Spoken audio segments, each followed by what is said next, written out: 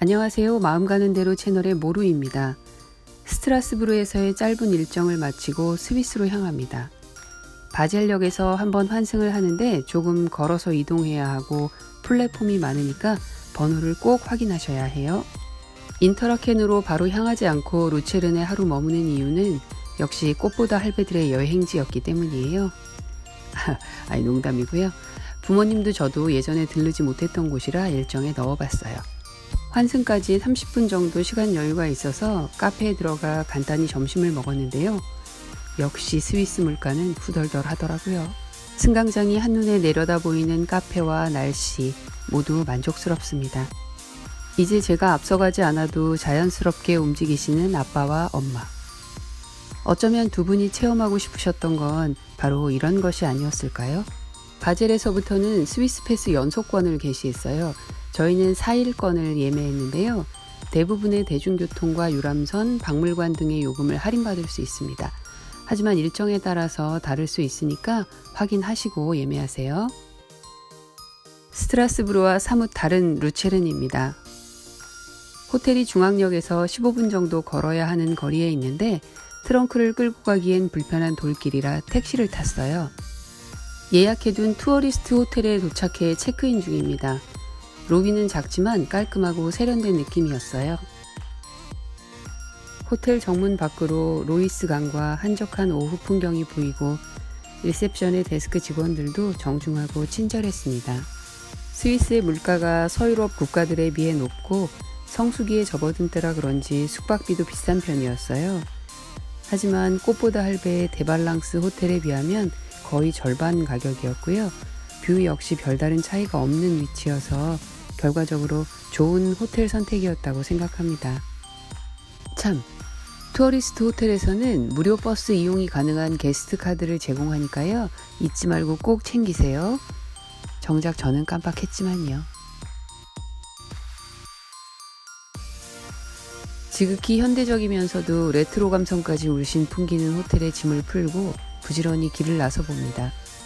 도착 시간에 맞춰서 프라이빗 워킹 투어를 신청했거든요.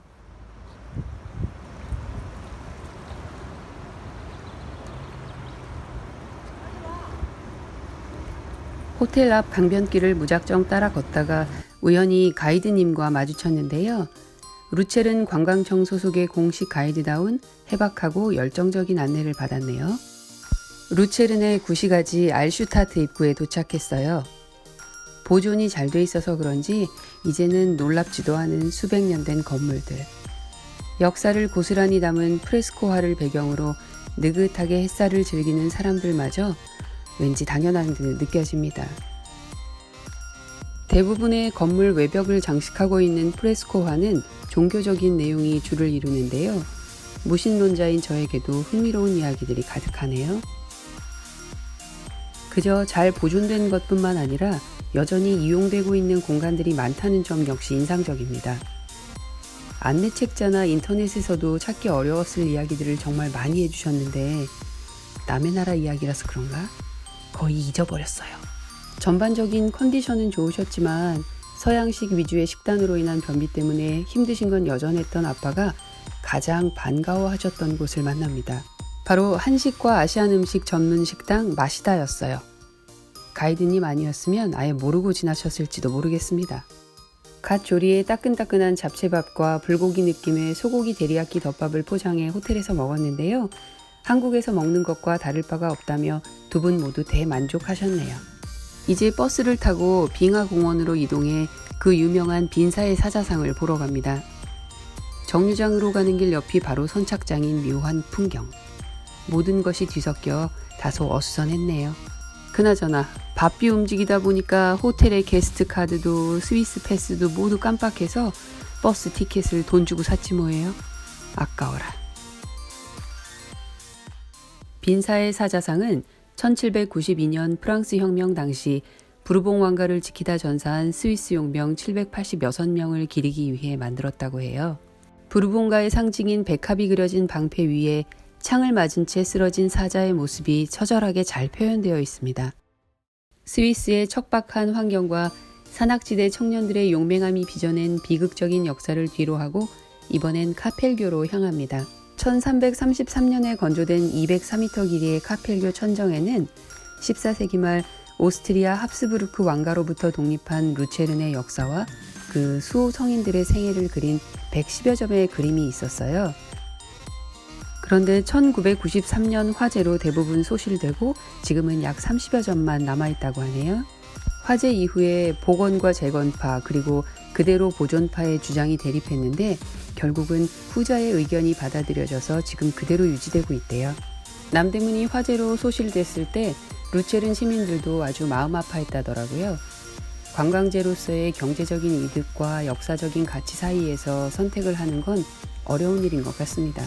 생각 외로 드라마틱한 루체른의 역사와 야사에 아빠 엄마 모두 굉장히 흥미로워하셨어요. 질문도 많이 하셨고요. 다시 발길을 옮겨 예수회 교회 앞입니다. 서유럽의 네로라 하는 성당들은 다 둘러본 입장에서 이 예수회 교회의 아담한 외양은 별 감흥이 없죠. 하지만 이 교회당 안으로 들어서는 순간 화려하면서도 우아한 내부의 모습에 완전히 마음을 뺏기게 됩니다. 붉은색과 분홍색 대리석이 줄을 이루고 분홍색과 흰색 그리고 금장으로 꾸민 성당 내부는 지극히 화려하고 여성적인 느낌이에요. 가깝게는 스트라스부르의 대성당처럼 남성적이고 날카로운 고딕풍의 성당들과 완전히 대조적이죠. 큰 성당들은 늘 사람을 경건하고 주눅들게 만드는데요. 이 바로크와 로코코의 아름다움을 집대성한 듯한 예수의 교회당 안에서는 이상하게 편안하고 차분해지는 느낌을 받았어요. 방명록을 그냥 지나칠 수 없어 몇 글자 적습니다. 여느 아버지들처럼 낯간지러운 표현을 못하시는 분인데 제가 권할 때는 손사래를 치시더니 어느새 방명록 앞에 계신 아빠.